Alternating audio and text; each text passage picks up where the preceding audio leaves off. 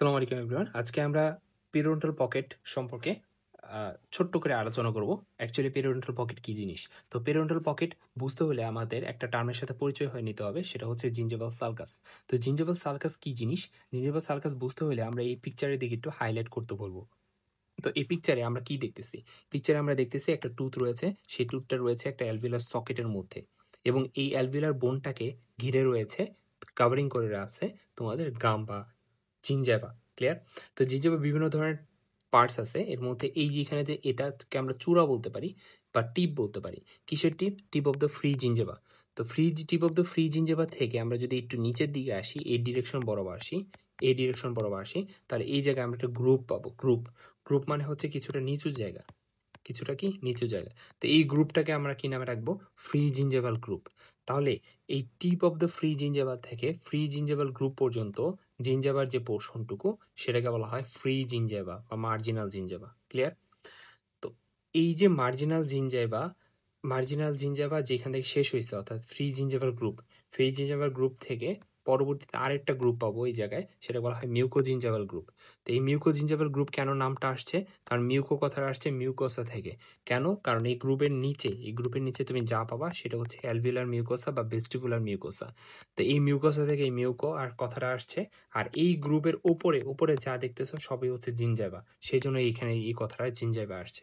তো মিউকোজিঞ্জাভাল গ্রুপ বা মিউকোজিঞ্জাভাল জাংশন মানে কি? এই জাংশন বরাবর কে মিট করছে? উপরে থাকা জিঞ্জাভা আর নিচে থাকা মিউকোসা মিট করছে, সেজন্য এটাকে বলা হয় মিউকোজিঞ্জাভাল গ্রুপ। তাহলে এই যে ফ্রি জিঞ্জাভাল গ্রুপ থেকে মিউকোজিঞ্জাভাল গ্রুপ পর্যন্ত জিঞ্জাভার যে পোর্শনটা সেটা বলা হয় অ্যাটাচড জিঞ্জাভা। ক্লিয়ার?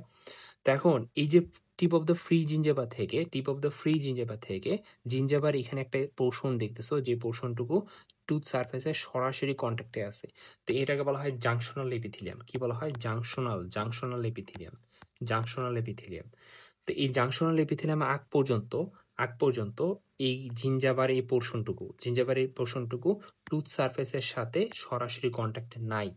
এবং শুধু তাই না, টিপ অফ দ্য ফ্রি জিঞ্জাভা থেকে এই জাংশনাল এপিথেলিয়াম আগ পর্যন্ত আমরা যদি এই ত্রিভুজ আকৃতির এই ফাঁকা জায়গাটার দিকে একটু হাইলাইট করি, এই ফাঁকা জায়গাটা মূলত কিসের মধ্যে অবস্থিত?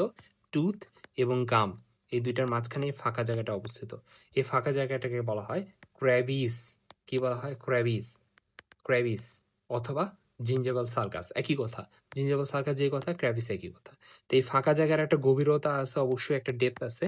নর্মালি আমরা ডেপথ বলে থাকি হচ্ছে 2 মিলিমিটার বা 2 মিলিমিটার থেকে বেশি হয়ে গেলে সেই কন্ডিশনটাকে আমরা অবশ্যই প্যাথোলজিক্যাল একটা কন্ডিশন বলবো।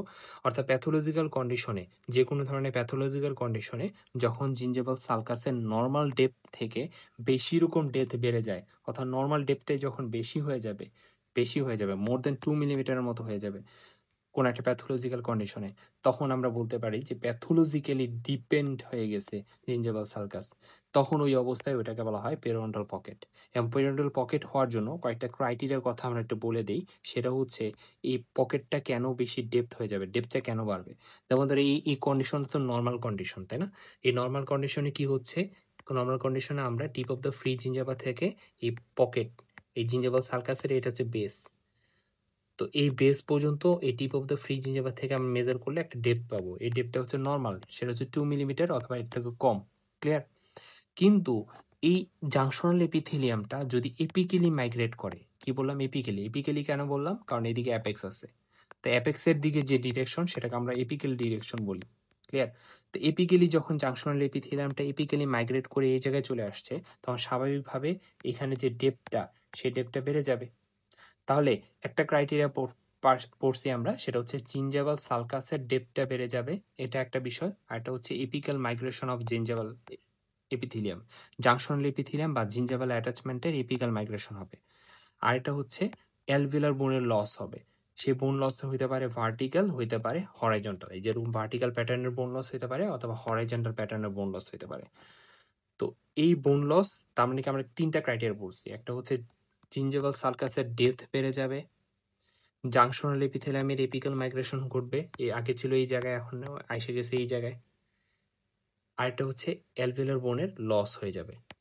ক্লিয়ার? এই ক্রাইটেরিয়াগুলো পূরণ করলে আলটিমেটলি আমরা বলতে পারি সেটা পেরিওডন্টাল পকেট। আর পেরিওডন্টাল পকেটের সংজ্ঞাও আমরা মাত্র বলে দিলাম, pathologically deep and জিঞ্জাভাল circus. Clear?